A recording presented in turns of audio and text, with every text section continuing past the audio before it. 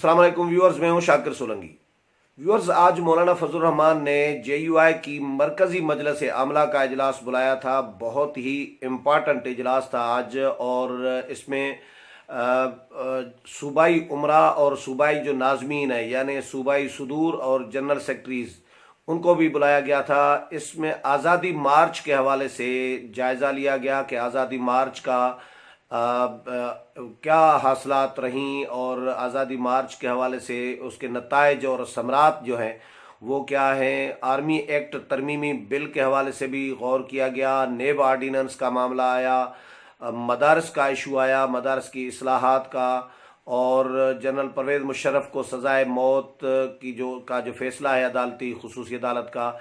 इन तमाम इश्यूज़ पर आज डिस्कस किया गया और मौलाना फजल रहमान ने फिर फैसलों से आगाह भी किया। इस हवाले से अपडेट करूंगा, लेकिन जिन दोस्तों ने मेरा चैनल सब्सक्राइब नहीं किया वो चैनल को सब्सक्राइब करें ताकि आइंदा आने वाली जो हर अपडेट है पॉलिटिकल हवाले से, इस्लामाबाद में जो कुछ हो रहा होता है, वो आपके साथ शेयर हो सके, आपको मिल सके। और अगर प्रोग्राम अच्छा लगे, पसंद करें चैनल को, तो फिर शेयर भी करें इस वीडियो को, और लाइक भी करें, कमेंट भी करें।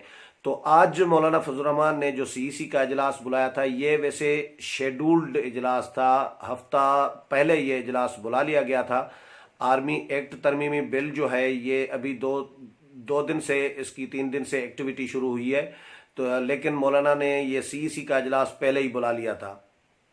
गुज़श्ता रोज़ भी मौलाना ने जो पार्लिमानी पार्टी है JUI की, उसका इजलास भी बुलाया था और ब्रीफिंग भी दी थी। वो खालिसतन आर्मी एक्ट तरमीमी बिल के हवाले से था, क्योंकि आर्मी एक्ट तरमीमी बिल जो है इमरजेंसी की बुनियाद पर अर्जेंट तौर पर हुकूमत ले आई थी, और हुकूमत फौरी तौर पर इसको मंजूर कराना चाह रही थी दोनों ऐवानों से, कौमी असम्बली और सेनेट से, लेकिन वो डिले हो गया है।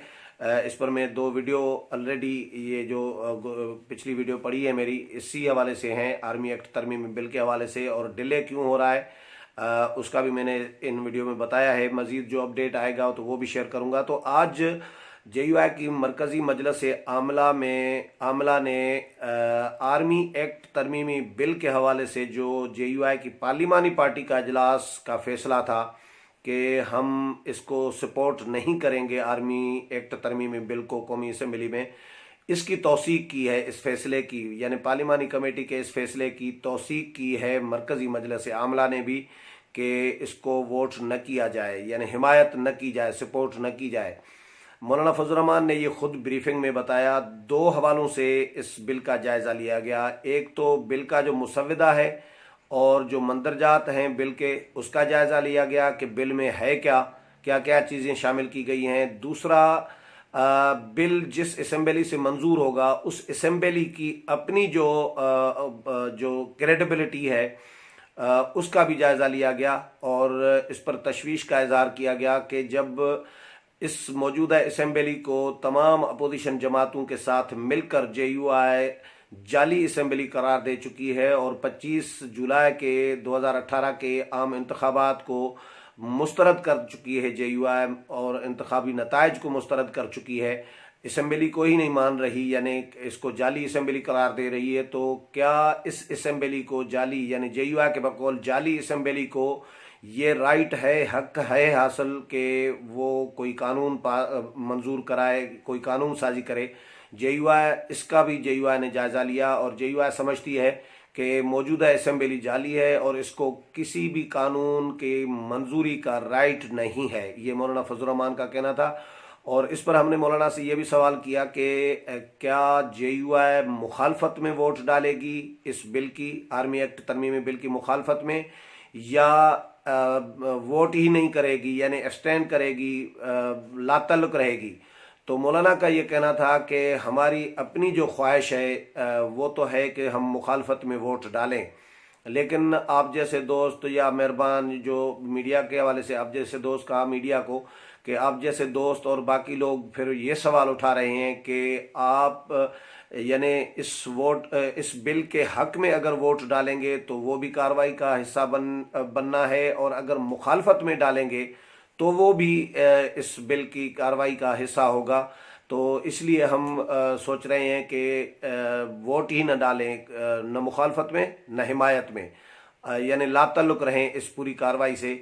तो इस पर हम कंसीडर कर रहे हैं, लेकिन हमने ये फैसले का अख्तियार जो है पार्लिमानी पार्टी को दे दिया है कि पार्लिमानी पार्टी जो बेहतर समझे वही करे। ये मौलाना फजल रहमान का ये कहना था। लेकिन इस पर सवाल मौलाना से किया जा सकता था, और मौका मिला तो कभी करेंगे भी, क्योंकि लोग सवाल कर रहे होते हैं, हमसे भी सवाल कर रहे होते हैं, यूट्यूब पर हमारे चैनल पर कमेंट्स में भी बहुत सारे लोग सवाल कर रहे होते हैं, या मुलाकातों में जो लोग मिलते हैं मौलाना के नाकिदीन जो है, नाकिद जो हैं, वो भी सवाल करते हैं कि मौलाना जब मौजूदा असेंबली को जाली करार दे रहे हैं और उसकी कार्रवाई का कानून साजी में कहीं भी मुखालफत में भी हिस्सा नहीं लेना चाहते, फ़र्ज़ करें वोट मुखालफत में भी नहीं डालना चाहते, तो फिर मौलाना की पार्टी अंदर क्या कर रही है, कौमी असेंबली में क्यों बैठी है, उनके अरकान जो हैं वो बाकी जो कार्रवाई है ऐवान की उसका हिस्सा क्यों बन रहे हैं। ये सवाल वैसे बनता है मौलाना फजल रहमान से। मैं कोशिश करूंगा कि कभी ये सवाल मौलाना से करूं किसी प्रेस कॉन्फ्रेंस में, या जो कोई इंटरव्यू मैंने किया तो उसमें भी किया जा सकता है। लेकिन बहरहाल मौलाना ने ये क्लियर किया है कि ये पार्लिमानी पार्टी फैसला करेगी कि मुखालफत में वोट डालना है या नहीं। बाकी ये तय है कि हम आर्मी एक्ट तरमीमी बिल को सपोर्ट नहीं करेंगे, उसकी हिमायत नहीं करेंगे।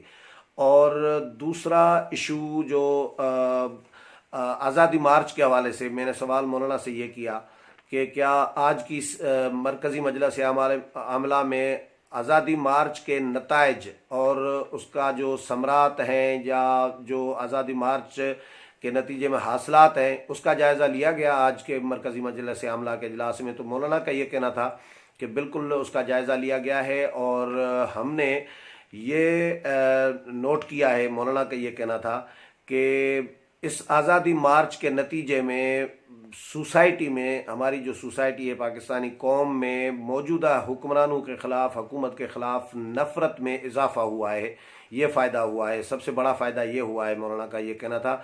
तो मैंने फिर एक सवाल और भी किया कि क्या दोबारा आज़ादी मार्च ले आएंगे, अगर जो आपको यकीन दहानियाँ कराई गई हैं या आपके साथ जो कमिटमेंट की गई है कि एक महीना तो गुजर गया। मैंने ये भी कहा कि आपने कहा था कि 1 महीने का इंतज़ार करें तो चीज़ें बहुत सारी क्लियर होंगी, और 3 महीने के अंदर मार्च तक आम इंतखाबात की यकीन दहानी कराई गई है। तो मैंने कहा महीना तो गुजर गया है और कोई चीज़ें बहुत सारी अभी क्लियर नहीं हुई। तो जिस पर मौलाना ने मुस्कुरा कर कहा कि अभी जनवरी बाकी है।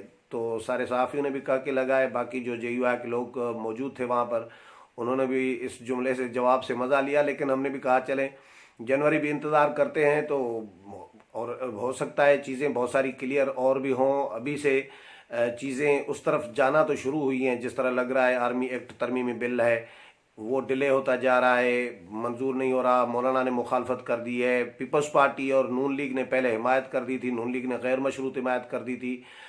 यानी लोग तो कह रहे थे कि ये पार्टियां लेट गई हैं, अब जो लेट गई थी उसके बाद फिर खड़ी हो गई हैं, और अब फिर ये डिले करना शुरू कर दिया है सियासी जमातों ने। नून लीग ने पहले गैर मशरूत हिमायत कर दी थी, अब नून लीग भी मरियम नवाज जो हैं वो खड़ी हो गई हैं, जिसकी वजह से नून लीग ने भी फिर इसको डिले कराना शुरू कर दिया है। और हो सकता है पास भी हो जाए, कोशिश तो मुक़्तदर क़ुव्वतों की तरफ से ये हो रही है, हुकूमत की भी कोशिश है कि ये पास हो जाए, मंजूर हो जाए। लेकिन क्या होता है आने वाले 2-4 दिन में, यानी बुध तक क्लियर हो जाएगा। अगर बुध को मंजूर होता है या नहीं होता या डिले होता है, जो भी होता है, बुध तक डेडलाइन तय की गई है। तो मौलाना का ये कहना था कि आज़ादी मार्च का हम अभी फ़िलहाल इंतज़ार करें, 1 महीना, ये जनवरी अभी इंतज़ार करें, जनवरी पड़ा है अभी बाकी है, तो उसके बाद फिर देखेंगे तो दोबारा आज़ादी मार्च लेकर आएंगे या नहीं, इसका जवाब मौलाना ने नहीं दिया। मैंने ये सवाल किया था कि क्या अगर कमिटमेंट पूरी नहीं होती तो फिर दोबारा आ सकते हैं आज़ादी मार्च लेकर, जिसका जवाब कोई नहीं दिया मौलाना ने। और ये भी बताया कि आज के अजलास में नेब आर्डीनेंस का भी जायज़ा लिया गया कि नेब आर्डीनेंस हुकूमत ले आई है, और इसको नेब आर्डीनेंस को मुस्तरद किया, और ये कहा गया कि नेब आर्डीनेंस ये साबित करता है कि हुकूमत का जो एहतसाब का जो ढोंग था वो नाकाम हो चुका है। एहतसाब जो है वो गैर जानबदार नहीं था, और ये एहतसाब जो है ये जानबदार था, ये इंतकाम था, इंतकामी कार्रवाइयाँ थी। और इसके अलावा मौलाना ने मदारस के हवाले से बात की कि मदारस के लिए जो इस्लाह या इस्लाहात का जो लफ्ज़ यूज़ किया जा रहा है ये तौहीन आमेज़ है, ये मदारस की तौहीन है। और माशरे में मदारस के हवाले से नेगेटिव राय बनाने के लिए ये इकदाम किए जा रहे हैं, और मदारस को जो मेन स्ट्रीम में लाना या इस्लाहात करना और इस तरह की बातें की जा रही हैं, ये बैरूनी कुव्वतों के इशारे पर ये सारा कुछ हो रहा है। और इसके अलावा मदारस मुल्की लेवल का जो मदारस का एक इज्तिमा, मौलाना ने कहा कि हमने कन्वेंशन बुलाने पर इत्तेफाक किया है कि एक कन्वेंशन मुल्की लेवल का होना चाहिए मदारस के हवाले से, मदारस के तहफ़्फ़ुज़ के हवाले से मदारस का।